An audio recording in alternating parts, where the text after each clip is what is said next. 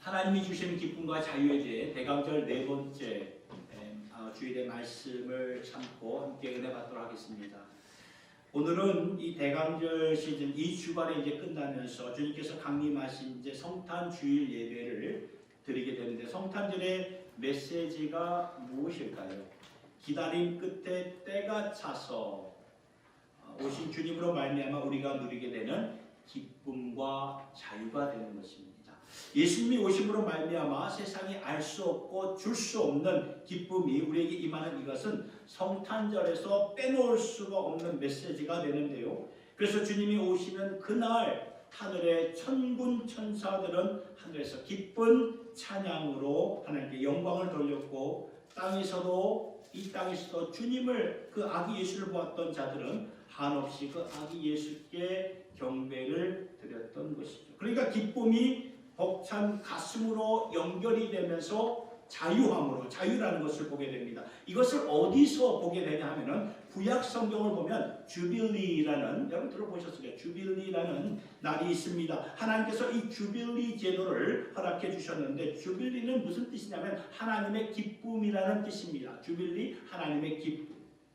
50년마다 오는 절기가 되거든요. 이 주빌리라는 50년마다. 그러니까 일평생, 사람마다 일평생 딱 한 번 오는 날입니다. 그날이 되면 모든 빚을 탕감해 주고, 이 빚 때문에 노예로 가서 일하는 자들이 자유롭게 풀리게 되고, 감옥에 갔던 자들도 그 감옥에서 나오게 되는 자유를 누리게 됩니다.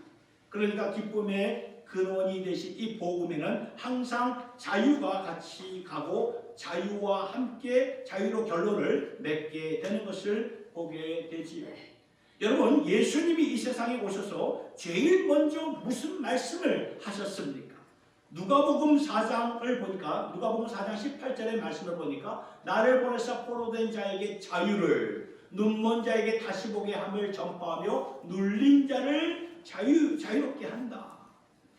그러니까 이 자유로 이렇게 결론을 맺게 되는 것을 보게 되는데, 그렇다면 하나님의 기쁨이 넘치는 성탄절의 메시지는 무엇입니까? 기쁨과 자유가 같이 가게 되는 것이구나라는 것을 보게 되지요. 그러한 의미에서 마태복음 1장은 예수님의 탄생을 선포하는 말씀이 됩니다. 이게 무엇일까요?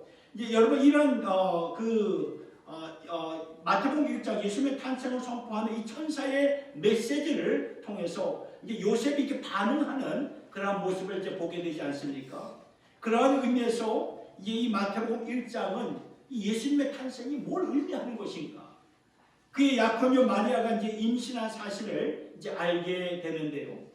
지금도 그렇지만 그 당시에 약혼을 했다는 것은 결혼을 한 것과 마찬가지였습니다. 동거만 안 한 것뿐이지, 약혼한 그 순간부터 두 사람이 하나가 된 것이지요. 근데 이 마리아가 오늘 말씀을 보니까 임신을 하고 맙니다. 그러니 남편인 요셉이 얼마나 놀랬겠으며 얼마나 마음이 심란하고 혼란스러웠겠느냐 이 말이에요. 좀 말씀을 보니까 요셉은 의로운 자였기 때문에 아무도 모르게, 의로운 자가 아니었다면 막 이 여자 봐라 하면서 막 이제 동네 막내 막 그렇게 하지 않았겠습니까? 근데 의로운 자였기 때문에 아무도 모르게 파혼하려고 절차를 밟고 있었는데, 천사가 그에게 나타나서 놀라운 메시지를 전하지요. 그게 오늘 1장 20절의 말씀이 됩니다. 마태복음 1장 20절. 이 다윗의 자손 요셉아, 두려워하지 말아라. 너의 약혼 마리아가 잉태된 것은 성령으로 잉태된 것이다. 사람으로 잉태된 것이 아니라 하나님의 영으로, by the power of God, 하나님의 능력으로 잉태된 것이다. 여러분, 요셉이 천사의 이 말의 의미, 성령으로 잉태된 것이다, 요셉이 이 의미를 알아들었을까요? 알아듣기가 너무나 힘든 말이 아니었겠습니까? 그런 가운데 천사가 또 이런 말을 합니다. 21절에 그는 하나님께서 약속하신 아이인데 그는 이 세상에 구주로 오실 뿐이다. 그는 이미 오래전 구약 성경에 이사야 선지자를 통해 약속하신 대로 임마누엘, 우리와 함께 하시기 위해 오신 예수다라고 이렇게 전해주시는 거예요. 그러니까 이 요셉이 처음에 20절에서는 굉장히 혼란스러웠죠. 성령으로 이게 말이 되는가 하다가 21절에 이게 더 자세하게 이러한 말씀을 구약 성경을 인용해서 말해주니까 이 말씀을 들으면서 요셉에게 기쁜 소식이 전해지죠. 구원과 하나님이 함께 하시겠다는 이 기쁜 소식을 듣고 요셉은 비로소 자유함을 누리게 된다는 것입니다.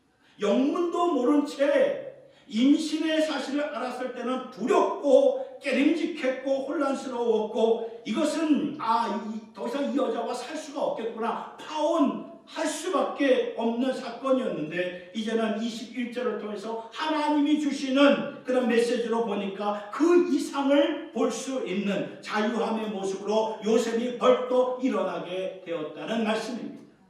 저는 이 말씀을 통해 두 가지를 생각해 보려고 합니다. 그것은 하나님이 주신 기쁨과 자유인데 첫 번째 기쁨에 대해 두 이름이 우리에게 이렇게 스팟라이트, 하이라이트해서 비춰지고 있습니다. 우리에게 기쁨이 되는 첫 번째 이름은 무엇입니까? 바로 예수입니다. 예수. 지저스의 지저스. 여러분 천사들이 왜 찬송을 했으며 경배를 했을까요? 그 이름이 바로 예수가 되기 때문에 그래요. 그렇다면 예수라는 이름의 뜻이 무엇입니까? 오늘 21절에 분명히 나와 있죠. 무엇입니까? 그 아들을 낳으려니 이름을 예수라 하라. 이는 그가 자기 백성을 그들의 죄에서 구원할 자이심이라. 구원이란 뜻, 예수 이꼴 구원이에요. 구원. 하나님이 당신의 백성들을 죄에서 구원해 주시기 위해서 구원자 예수를 이 땅에 보내주신 것이라고 말씀합니다. 그렇다면 이것보다 더 좋고 기쁜 소식이 어디에 있겠느냐 그 말이에요. 여러분 죄는요 모든 인류에게 있어서 궁극적인 문제가 됩니다. 한 부분이 아니라 궁극적인 문제가 됩니다. 그래서 우리는 죄 문제를 해결해 보려고 많은 사람들이 나라들마다 시스템을 바꾸려고 합니다. 제도를 바꾸고 교육을 바꾸려고 이런 것들을 바꾸려 합니다. 그러면 좀 더 나아지지 않겠나. 그러나 시스템이나 제도나 교육을 바꾼다고 해서 세상이 나아집니까? 이런 거를 바꾼다고 해서 이 세상에 부패함이 없어집니까? 그렇지 않죠. 인간들이 만든 것을 바꾼다고 해서 이 궁극적인 변화가 일어납니까? 아니에요. 왜냐하면 궁극적인 문제는 죄 문제가 되기 때문에 죄라는 것은 우리를 사로잡지 않습니까? 우리 다 늘 우리가 매 순간마다 경험하고 체험하는 그런 모습 아닙니까? 죄로 인해서 내가 또 오늘 무너졌고 이 죄 때문에 내가 무너졌구나. 이 죄로 하여금 우리가 자유하면서 이렇게 자유함을 누리지 못하는 그런 모습을 우리가 늘 이렇게 겪는 우리의 모습 아닙니까? 성경을 보니까 우리는 육신의 정욕, 안목의 정욕, 이생의 사랑에 묶여 있는 자라고 말씀하고 있습니다. 우리는 묶고 있어요. 우리를 자유롭게 하고 있지 못하고 있다 그 말입니다. 사람들마다 다 안 좋은 습관들이 있습니다. 저에게도 있고 여러분들에게도 있을 것입니다. 그러면 안 좋은 습관을 고쳐보려고 할 때 여러분 쉽게 고쳐지나요? 어렵죠. 잘 안 고쳐집니다. 우리나라 속담에 3살 버릇 어디까지 간다 그러죠? 80까지 간다는 그런 속담이 있듯이 하물며 첫 조상 아담과 하와 때부터 물려받은 이 DNA, 죄의 DNA, 죄의 죄성이 어디로 가겠습니까? 이것은 오늘 우리를 압도하는 능력이 되는 거죠. 성경은 인간의 죄성에 대해 로마서 3장 10절부터 18절까지 적나라하게 이렇게 말씀하고 있어요. 기록된 바 의인은 없나니 하나도 없으며 깨닫는 자도 없고 하나님을 찾는 자도 없고 다 치우쳐 함께 무익하게 되고 선을 행하는 자는 없나니 하나도 없도다. 그들의 목금 우리의 목금은 열린 무덤이요 우리의 혀로는 속임을 일삼으며 그 입술은 독사의 독이 있고 그 입에는 저주와 악독이 가득하다. 이런 식으로 너무나 적나라하게 우리 인간들에서 죄성에 대해서 이렇게 쫙 열거하는 것을 보게 되는데 하나님이 보실 때는 우리의 속사람을 꿰뚫어 보시기 때문에 있는 그대로 말씀해 주신 거예요. 뭐 감추고 말하자 있는 그대로 직설적으로 말씀하시는 거예요. 이게 인간이다, 이게 인류다 라고 말씀합니다. 너희에게는 아무런 선이 없어. 아무런 선이 없어. 그런데 하나님께서는 우리를 사랑해 주셨다. 하나님이 우리를 사랑해 주셨어. 아무런 선이 없는 우리를 사랑해 주셨다. 그 말. 이게 성탄절의 메시지가 되는 것입니다. 하나님께서 요셉에게 말씀하셨습니다. 마태복음 1장 오늘 본문 1장 20절의 말씀을 보니까 지금 마리아가 임신한 것은 성령으로 잉태된 것이다. 마리아가 네 안에 마리아가 잉태된 것은 성령으로 잉태된 것이다. 이게 무슨 의미입니까? 하나님께서 육신을 입고 우리 안으로 우리의 인간의 시간과 공간 안으로 들어오셨다는 그 말이라는 것입니다. 우리가 본문 18절부터 보았지만 마태복음 1장 1절부터 17절까지는 어떤 내용이 나오냐면 예수님의 지니아로지, 예수님의 족보가 나오고 있습니다. 조상들의 이름들이 나오는데 그 이름들을 한번 보면 다들 참담하기가 그지없습니다. 이 스캔들로 얼룩져 있는 그런 이름들, 입으로 차마 말할 수 없는 죄악들을 저지른 족보의 이름들이 나와 있고 하나님 앞에 교만하게 살았던 자들의 이름이 나와 있고 그러한 인간의 족보들 가운데서 예수 그리스도가 탄생하셨다 그 말이에요. 이게 무엇을 의미하는 말입니까? 하나님께서 당신의 능력으로 이 세상에 오시면서 그 능력뿐만 아니라 이러한 수치와 아픔과 스캔들과 추접함과 더러움을 주님께서 다 액셉트한 거예요. 다 받아주시면서 그러나 나는 너를 부끄러워하지 않는다. I am not the shame of you. 나는 너를 부끄러워하지 않는다. 내가 너를 부끄러워했다면 이러한 족보에서 내가 나올 수가 없는데 내가 너를 부끄러워했다면 인간의 모습에서 이 인간의 몸을 입고 이 땅에 올 수가 없는데 부끄러워하지 아니한다. 나는 너를 부끄러워하지 아니한다. 하면서 인간의 몸을 입고 말씀이 육신이 되어 우리 가운데로 오신 우리 주님이 아니십니까? 들어오셔서 우리를 위해 하나님의 희생제물 십자가의 그 희생제물이 되셨는데 이게 너무나 중요합니다. 왜 중요합니까? 예수님이 동정녀 마리아를 통해서 사람의 씨앗으로 오지 않고 성령으로 오셨다 그 말이에요. 성령으로. 이것은 바로 인간의 죄성이 없이 하나도 없이 오셨다는 뜻입니다. 아무런 허물과 죄가 없이 온전한 인간으로 오셔서 때가 참에 우리를 대표하여 온전한 하나님의 희생 제물로 저와 여러분들을 위해서 십자가에 달려 죽으셨다 그 말씀입니다. 베드로전서 1장 18절 19절의 말씀을 보니까 이렇게 나와 있어요. 너희가 알거니와 너희 조상이 물려준 헛된 행실에 대속함을 받은 것은 은이나 금같이 없어질 것으로 된 것이 아니요 오직 금없고 점없는 어린 양 같은 그리스도의 보배로운 피로 된 것이라. 너희 조상들이 물려준 헛된 행실, 모든 죄성을 가리키는 거예요. 모든 죄성이 조상 때부터 물려받은 것들이 오늘 우리 자신을 보면은 다 보여지고 있지 않습니까? 우리에게 다 있어요. 못된 그런 그 조상들이 물려준 못된 행실이 다 우리 안에서 보여지고 있다는 거예요. 내 안에 다 있는데 그런데 우리가 구속함을 받은 것은 오직 흠없는 어린 양 예수만이 하나님이 요구하시는 보배로운 피가 되어서 누구든지 예수 안에 있는 자, 누구든지 예수의 이름을 부르는 자에게 이제는 결코 정죄함이 없고 하나님의 생명만이 주어진다 그 말씀이라는 것입니다. 이게 salvation, 이게 구원이라는 것입니다. 이러한 구원을 어디서 찾을 수 있겠습니까? 인간의 철학이나 종교나 교육에서 찾을 수 있습니까? 아니에요. 이러한 구원은 오직 하나님께서 당신의 방법으로만 가능하다 그 말씀이라는 것입니다. 우리를 죄 용서해 주시고 완전히 해결해 주시기 위해서 당신의 아들 예수 그리스도를 우리에게 주신 그 하나님, 그 하나님께 모든 찬송과 영광과 송축을 올려드리는 이것이 기쁜 소식이고 그 이름에서 보여지는 예수 그 예수의 이름을 부를 때마다 우리의 고백이 나의 치료자, 나의 구원자, 나의 창조자, 나의 선한 목자가 되신 그 주님을 찬양하는 이 감격과 기쁨이 우리 안에 있게 된다 그 말씀이라는 것입니다. 두 번째 기쁨이 되는 것은 바로 이것입니다. 임마누엘의 오늘 본문 23절을 보면은 이미 700년 전에 이사야 선지자를 통해서 한 아기가 처녀를 통해서 낳게 될 터인데 그 이름을 임마누엘이라 하라. 해석한즉 임마누엘이 무슨 뜻입니까? God with us. 하나님이 우리와 함께 하신다 그 뜻이에요. 아멘. 여러분 누가 우리와 함께 있다는 것은 너무나 좋지 않습니까? 제 큰아들이 엊그제 이제 지난 추수감사절에 봤어요. 뭐 얼마 되지도 않았죠. 추수감사 주간에 이렇게 봤으니까 어제 봤으니까 한 2주 정도 이제 되지 않았습니까? 그런데도 이렇게 한 2주간에 떨어져 있으니까 좀 저의 마음 좀 계속 이렇게 보고 싶은 마음이 이렇게 간절하더라고요. 그래서 엊그제 이렇게 다시 돌아왔을 때 이제 버스 스테이션 가가지고 픽업해서 이렇게 참 반갑게 저한테 맞으니까.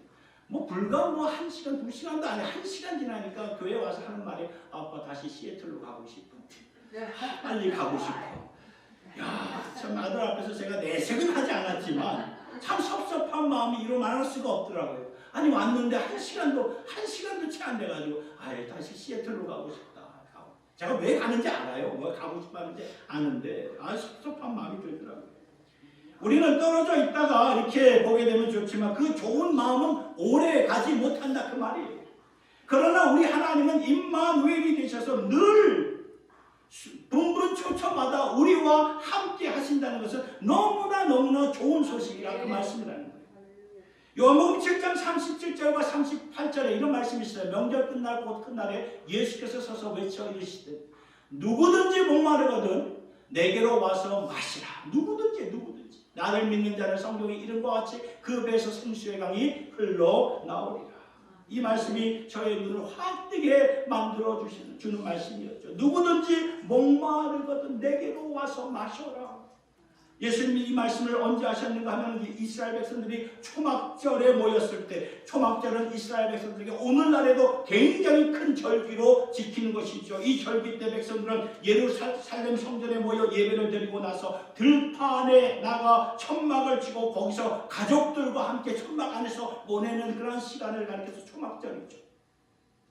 왜냐하면 초막절은 오래전 구약시대의 이스라엘 백성들이 애굽에서 나와가지고 약속의 땅 가나안 땅으로 가기 위해 40년 동안 광야 생활을 할 때에 백성들이 천막을 치고 광야 생활을 했거든. 그때 놀라운 천막이 하나가 있었는데 그 천막이 뭐냐? 성막이었습니다. 성막 안에는 하나님의 임재가 구름으로 항상 임재하여서 백성들과 함께 천막을 치고 같이 함께 계셨다 그 말씀이다. 그래서 백성들은 항상 성막을 바라보면서 위로를 받고 새 힘을 얻게 되었는데 신약 시대에 와서도 이스라엘 백성들이 구약 시대의 그때를 기억하면서 가족들과 함께 들판에 나가 천막을 치고 일주일 동안 원윗 동안 이렇게 천막을 치며 하나님의 임재를 바라보면서 살았던 것입니다. 그런 상황 가운데 초막절이 끝나는 날 예수님이 지금 성전 앞에 서서 사람들에게 이 말씀을 선포하는 것입니다. 누구든지 목마르거든 내게로 와서 마셔. 아멘. 예수님이 왜 이때 이 말씀을 하셨을까요? 초막절 절기는 과거예요. 과거에 하나님께서 우리와 함께 계셨다는 것을 이렇게 돌아보는 절기예요. 절기.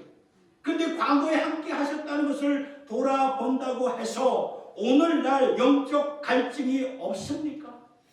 정서적인 갈증이 없습니까? 인생의 갈증이 없습니까? 다 있지요. 오늘도 갈증이 있습니다. 그래서 예수님이 말씀하시는 것입니다. 너희들의 과거를 돌아보지만 오늘 너희들 갈증이 있지 않니? 그러니 목마르거든 내게로 와라. 나를 믿는 자는 배에서 생수의 강이 흘러나오리라. 예수님의 포인트는 지난날이 아니에요. 바로 오늘이에요. now예요. 예수님의 포인트는 now예요. now. 예수를 좀 믿으세요. 그러면 내가 나중에 믿겠습니다. 좀 형편이 되면 믿겠습니다. 대부분 이렇게 말해요. 그러나 예수님의 포인트는 지금 믿겠습니다. 이걸 원하시는 거예요. now예요. 과거에만 계신 하나님이 아니라 오늘 육신의 몸을 입고 너희를 찾아오신 너희와 함께하기 위해 너희에게 오신 것이다. 이제 내가 너희 안에 성령으로 영원히 있어서 생수의 강이 넘치게 하리라. 그러니까 오늘도 우리 주님은 살아계셔서 우리 가운데 뭐가 되신다? 생수의 강이 되신다 그 말씀입니다. 이것이 임마누엘의 메시지가 된다는 것입니다. 여기서 우리는 하나님의 사랑을 받으면서 놀라운 힘을 얻게 되는 것이죠. 지난 주간에 교회를 후원해 주시는 분으로부터 성탄절 카드를 참 받았습니다. 참 감동이었습니다. 친필로 이렇게 써서 저와 이렇게 교인들에게 이렇게 보낸 이 메시지가 참 감동이었죠. 우리는 성탄 절기를 맞이하면서 많은 경우에 카톡이나 메신저를 통해서 크리스마스 인사를 합니다. 카톡 하면서 이렇게 오죠. 그 크리스마스, 메리 크리스마스 이렇게. 너무 우리가 인스턴트한 그런 우리의 문화에 우리가 익숙해져 있는 그런 모습이 아닌가 생각이 듭니다. 지난 몇 주 전부터 에스더 선교에서는 직접 이렇게 손수 성탄절 카드를 만들어 가지고 이렇게 참 힘들고 돕고 노인들에게 가서 이렇게 어제도 이렇게 방문해서 교회에서 준비한 성탄 카드와 이렇게 선물들 이렇게 증정하고 오셨는데 참 귀한 일들을 해주셨는데 아마 그걸 받으신 분들은 참 가슴이 따스했을 거예요. 그냥 이렇게 문자로 만든 것보다 직접 이렇게 만든 카드를 받으면 참 마음이 참 뭉클하죠. 여러분, 왜 우리가 친필로 써서 카드를 보냅니까? 왜 우리가 직접 선물을 싸서 포장을 해서 보냅니까? 거기는 퍼스널 터치가 있기 때문에 퍼스널 터치. 교회 달력이 나오면은 교회를 후원해 주신 분들에게 한 분씩 이렇게 보내드립니다. 그러면 그것을 받고는 얼마나 좋으시던지 직접 저에게 전화하셔서 감사의 인사를 표현하는 거죠. 저는 당연히 한 것인데 그걸 받아본 분들은 뭐 사실 LA에 계신 분들 달력 구하는 건 뭐 쉬운 거 아닙니까? 새 달력 구하는 거 어려운 거 아닌데도 그 달력을 받으면서 너무 감사해요. 아마 여러분 그게 마음만큼 이렇게 소통하고 있는 게 아닌가. 떨어져 있지만 마음만큼 이렇게 소통하고 있는 거예요. 하나님이 그렇게 역사하신다는 말이에요. 우리 하나님은 멀리 계신 분이 아니에요. 멀리 계신 분. 우리가 이걸 잘 생각하면 멀리 계신 분 아니에요.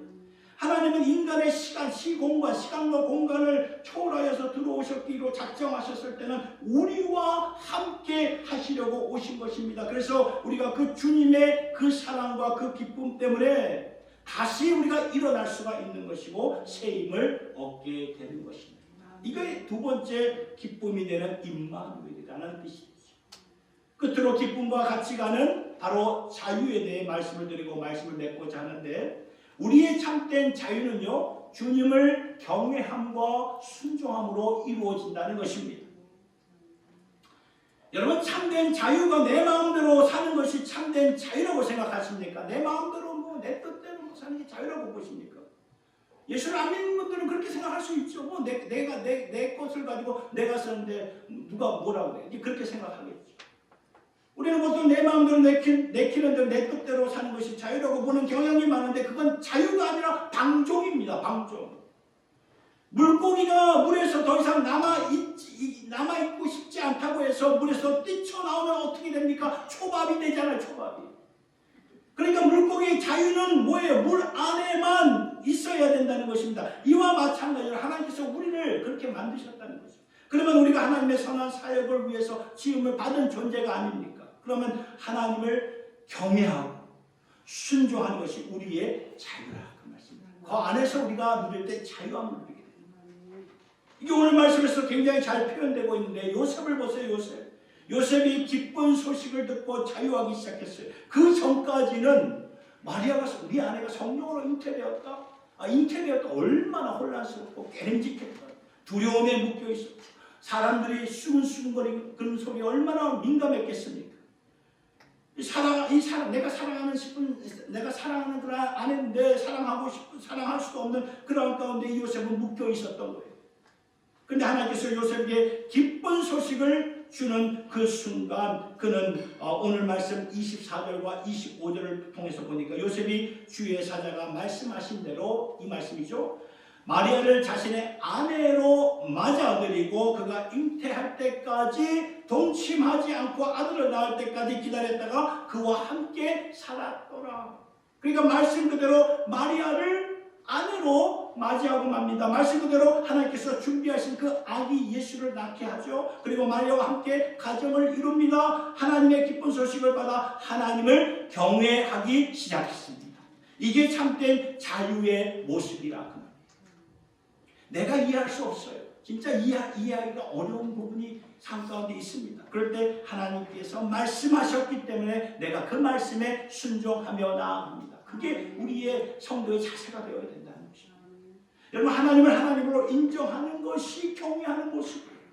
내 생각, 내 철학, 내 계산대로 인정하는 비중이 크다면 그건 하나님을 경외하는 모습이 아니다라는 것입니다. 나 중심으로 사는 거예요. 이건 나 중심이에요. 여러분, 하나님을 하나님으로 인정하는 자는 항상 all the time 하나님께 오베이, 하나님께 순종하게 되어 있습니다. 히브리서 11장 17절에 노아에 대해서 말씀하셨는데, 구약성경 노아에 대해서 나오지 않습니까? 창세기 말씀을 보니까 노아는 하나님을, 그렇죠? 믿음으로 노아는 아직 보이지 않는 일에 경고하심을 받아 경외함으로, 하나님을 경외함으로 방주를 준비하여 그 집을 구원하였다. 노아는 하나님을 경외함으로 방주를 지어 자신과 자신의 가족을 구원하였다고 말씀하는데, 여러분 이 말씀을 잘 생각해 볼 때 노아는 하나님을 경외했기 때문에 방주를 지었다, 그 말씀입니다. 근데 노아가 만일 사람들의 그 조롱거리에서 자유하지 못했다면 그 산에서 방주, 배를 만들 수 있었을까요? 못합니다. 절대로. 사람들이 지금 막 자기에 대해서 엄청나게 조롱하고 있는데, 저 정신 나간 노인 좀 봐라 하면서 120년 동안 산에서 이 방주를 짓는다는 것은 정신 나간 짓이죠. 세상에 우리 인간의 생각으로 보면. 아니, 배를 만들려면 바다나 강에서 만들어야지 누가 산에서 만듭니까? 이런 정신 나간 짓이 어디 있어요? 근데 노아는 거기서 자유함을 누렸다는 것입니다. 왜 그럴까요? 그 마음속에 하나님을 경외, 하나님을 트러스했기 때문에, 하나님을 하나님으로 인정했기 때문에, 사람의 말이 아니라, 사람의 말은 중요한 게 아니다, 하나님의 말이 중요하다, 하나님의 말씀을 더 청종했기 때문에 노아는 산에서, 아라랏 산에서 거기서 방주를 지었다, 그 말씀이에요. 여러분, 세상 흔들려요. 세상에 어떻게 될지 모르겠습니다. 세상 흔들리고 언제 어떻게 될지 모릅니다. 이게 세상의 오늘의 현 주소가 아닙니다. 그러나 이 세상에서 나와 내 자식과 후손들이 잘 이렇게 정착 살려면은 어떻게 살아야 하냐면, 우리가 하나님 말씀에 100% 순종해야 된다는 것입니다. 그러면 우리와 우리의 자식과 우리의 후손들이 잘 살게 돼. 이게 제 말이 아니라 성경의 약속이에요. 성경의 약속. 하나님을 경외할 때, 여러분 세상 나라들 지금까지 역사를 보면 왔다가 갔다가 폈다가 꺼졌다가 하는 그런 세상 나라들 아닙니까? 그러나 하나님의 말씀은 지난 2000년 동안, 지나는 동안 전혀 변함이 없어요. 갈수록 더욱더 견고하고 흥황해지는 것을 보게 되지 않습니까? 그러니까 말씀만 남게 되는 거예요. 말씀에 내가 순종할 때 나와 내 자손들과 내 후손들이 사는구나. 노아가 하나님을 경외함으로 하나님께 순종을 했어요. 이게 자유의 모습이라는 것입니다. 자유의 모습. 여러분 구약성경 보면 전도서의 말씀이 있어요. 솔로몬이 쓴, 이스라엘의 세 번째 왕이었던 솔로몬이 왕인 전도서의 말씀이 있는데, 전도서의 말씀을 보면 퍼즐이 이렇게 보입니다. 큰 퍼즐.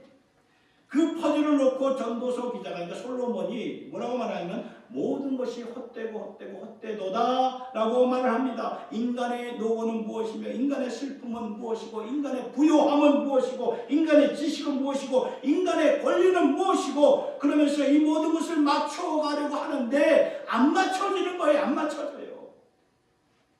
권력을, 그 솔로몬이라는 왕이 권력 다 있잖아요. 왕이니까 없는 게 뭐가 있겠습니까? 다 있잖아요. 권력을 다 가져보고, 지혜를 다 가져보고, 부귀 영화를 그의 손에 다 쥐고 있었는데 아무런 의미를 찾지 못하고 있습니다. 그래서 솔로몬은 전도서 1장 2절에 우리가 잘 아는 말씀이죠. 전도자가 이르되 헛되니 모든 것이 헛되도다. 이것이 전도서의 유명한 말씀이 아닙니까? 퍼즐이 안 맞춰져요. 안 맞춰집니다. 그런데 전도서 1장에서는 그러한데 전도서 3장에 가서는 반전이 생기는 것이죠. 턴어라운드, 반전이 되는 거예요. 전도서 3장을 보니까, 전도서 3장 1절 3절을 보니까, 범사의 기한이 있고 천하만사가 다 때가 있나니, 날 때가 있고 죽을 때가 있으며, 심을 때가 있고 심은 것을 뽑을 때가 있으며, 죽을 때가 있고 치료할 때가 있으며, 헐 때가 있고 세울 때가 있다 하면서 쫙 나오고 있습니다. 그러니까 이렇게 때를 따가 이렇게 되는 것을 볼 때 이해가 안 돼요. 이 전도서 기자는 솔로몬의 입장에서 이해가 안 되죠. 이것이 왜 지금 사는 것이고, 왜 이것이 지금 죽는 것이고, 이것이 왜 지금 시작이 되는 것이고, 이것이 왜 지금 이렇게 맞춰지는 것인지 아무것도 알 수가 없어요. 안 맞춰져요. 퍼즐. 때라는 게 무엇입니까? 시간을 말해주는 거 아닙니까? 타임이에요. 타임. 그래서 시간 안에 사로잡혀 있는 우리 자신을 보면서 헛되도다라고 전도서 기자는 이렇게 고백을 하고 있는데, 그런데 전도서 3장 10절부터 어떠한 단어가 나오냐 하면은 무슨 단어가 나옵니까? 제일 첫 번에 뭐가 나옵니까? 제일 첫 글자에 뭐가 나오죠? 하나님의 하나님. 하나님이 어떤 단어가 나오냐 보니까 하나님이 시작해. 주어가 하나님입니다. 하나님. 그동안 인생의 퍼즐이 안 맞춰졌어요. 아무리 길을 써고 애를 써도 안 맞춰졌던 인생의 퍼즐이었습니다. 그런데 하나님이라는 전도서 3장 10절의 말씀이 하나님이라는 그러한 단어가 들어가면서 안 맞춰지는 인생의 퍼즐이 착착착 맞춰지는 것입니다. 그래서 전도서 기자는 이렇게 말합니다. 하나님이 인생들에게 노고를 주사 애쓰신 것을 내가 보았노라. 전에는 보니까 9절의 말씀, 9절에 바로 그 전절에 보니까 일하는 자가 그의 수고로 말미암아 무슨 이익이 있으랴. 인생이 뭐 때문에 수고하는지 모르겠다 말했는데 10절에 봐서는 이 솔로몬이 하나님을 찾지 않습니다. 하나님을 바라보니까 하나님이 인생들에게 노고를 주신 것이라면 그 애쓰는 것에서도 의미가 있는 것이구나. 그러면서 그림이 그려지기 시작하셨다는 것입니다. 그 다음 11절의 말씀을 보니까 하나님이 모든 것을 지으시되 때를 따라 아름답게 하셨다고 말씀하셨죠. 하나님이 모든 것을 지으셨다면 하나님의 때가 있는 법이고 하나님의 때를 따라 아름답게 하시는 것이구나. 전에는 이 솔로몬이 그 때에 대해서 잘 알지를 못했습니다. 인간의 때예요. 그걸 헬라어로 크로노스라고 그러죠. 그럼 하나님의 시간은 카이로스예요. 그 인간의 시간 안에는 알 수 없는 것들이 너무나 많았지만 하나님이 인간의 때 위에 계신 하나님의 때, 하나님의 시간, 하나님의 카이로스, 하나님의 절대적인 시간 안에 아름다운 것이 있는 것이니 하나님의 때를 기다리죠. 오늘 그래서 우리의 중심은요, 우리가 하나님의 때를 기다리면서 우리가 기도하면서 나아가셔요. 하나님의 때가 있어요. 인간의 때를 가지고 우리가 살아가면 안 돼요. 우리 인간의 때를 가면 자꾸 조급함과 왜 이렇게 빨리 응답이 안 되지 이렇게 생각하면 안 돼요. 하나님의 때가 있다는 것입니다. 그럼 하나님의 때를 바라볼 때 인생의 퍼즐이 맞춰지는 거예요. 그래서 14절의 말씀을 보니까 하나님께서 행하시는 모든 것은 영원히 있을 것이다. 세상의 모든 것은 헛된 것이기에 다 지나가죠. 여러분, 우리의 남녀할 때는 미모, 잘생긴 것도 시간이 지나면 세월이 지나면 다 쭈글쭈글해지지 않습니까? 다 쭈글쭈글해지죠. 다르고 하지만 그거 얼마 못 갑니다. 그렇게 돼요.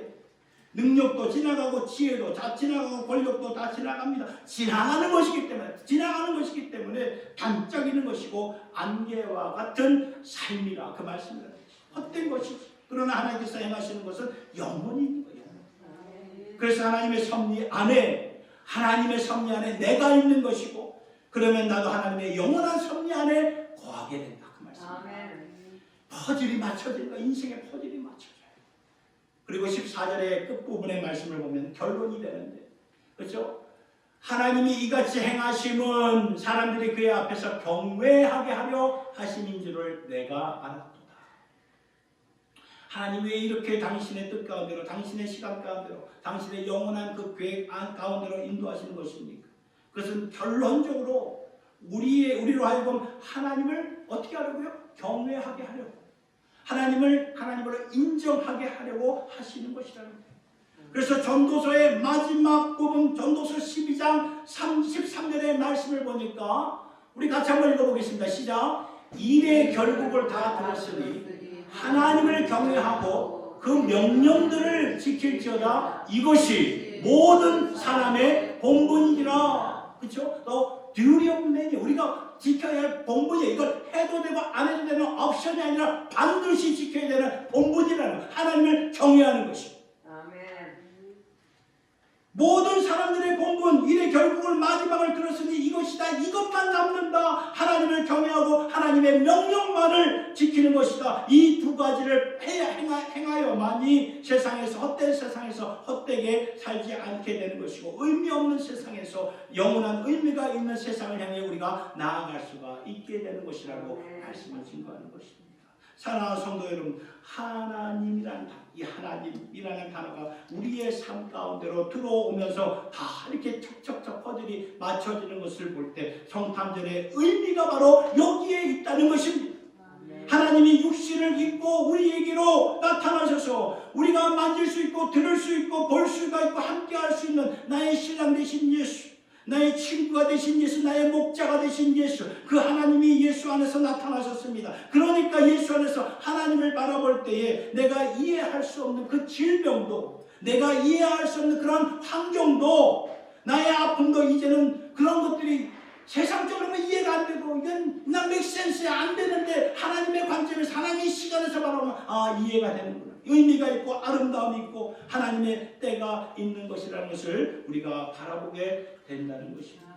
사랑하는 성도 여러분, 이 성탄 감사주의를 우리가 드리면서 그냥 우리가 성탄절이니까 즐겁다, 좋다, 축제하면서 끝내는 것이 아니라 여기에 큰 의미가 담겨져 있구나. 좀 깊이 생각하면서 이 한 3일, 4일 목요일이 우리가 성탄절 아닙니까? 그 사이에 우리가 분주한 일상을 좀 내려놓고 성탄절의 의미가 무엇인가 좀 깊이 생각하며 살아가는 오늘 말씀을 통해서 이게 하나님을 경외하는 것이구나, 하나님께 순종하는 것이구나 라는 것을 생각했으면 좋겠습니다. 여기에 여러분 이 성탄절의 의미가 여기에 우리의 구원이 있고 하나님이 우리와 함께하고 있는 것이고 여기에는 우리의 기쁨과 함께 자유가 주어져서 하나님을 경외하며 하나님의 말씀에 순종할 때 이 세상을 우리가 말씀으로 승리하며 정복하며 나아가는 주의 백성들이 되는 줄 여러분 믿으시기를 바랍니다. 아멘. 여러분 한 해 동안 이해가 안 되는 모든 일들이 있을 것입니다. 내 생각에 왜 이런 일들이 내게 왔지? 이해가 안 될 때가 있겠지만 그러나 나에게 찾아오신 그 예수님을 통해서 인생의 그림을 맞춰 가실 수 있기를 바랍니다. 그리고 새해를 맞이하는 무렵에 나의 기쁨 되신 주님을 붙잡고 그 기쁨과 함께 주시는 자유함을 가지고 그 어느 때보다도 하나님을 하나님으로 경외하며 하나님의 말씀에 순종하여 하늘의 그 신령한 우리가 복을 받는 우리 모두가 될 수 있기를 예수님의 이름으로 축원합니다. 우리 이 시간 기도하도록 하겠습니다. 고마우신 주님, 멀리서 우리를 바라보지 않으시고 우리의 공간과 시간 안으로 들어오셔서 우리의 기쁨이 되시는 주님, 그 주님 안에 구원이 있고 하나님이 우리와 영원히 함께 하시는 축복을 주시니 참 감사를 드립니다. 이 기쁨을 누리며 사는 저희들 되게 하여 주시고 그 이름 예수 임마누엘을 부를 때마다 이 엄청난 의미를 우리의 가슴판에 새기면서 살아갈 수 있는 저희들 모두가 되게 하여 주시옵소서. 하나님이 주시는 이 기쁨과 자유를 누리려면 어떻게 해야 됩니까? 아버지, 여호와를 경외하고 그 말씀대로 사는 것임을 성경은 오늘 우리에서 분명히 알려주셨사오니 오늘 우리가 이 말씀 들은 말씀을 한 귀로 듣고 우리가 흘려보내지 말고 우리의 마음판에 굳게 새겨서 오직 주님만을 내 평생에 주님만을 경외하며 순종하며 섬기는 삶으로 살아가게 하여 주시옵소서. 영광과 감사를 주님께 올려드리며 우리 주 예수님의 이름으로 기도드리옵나이다. 아멘.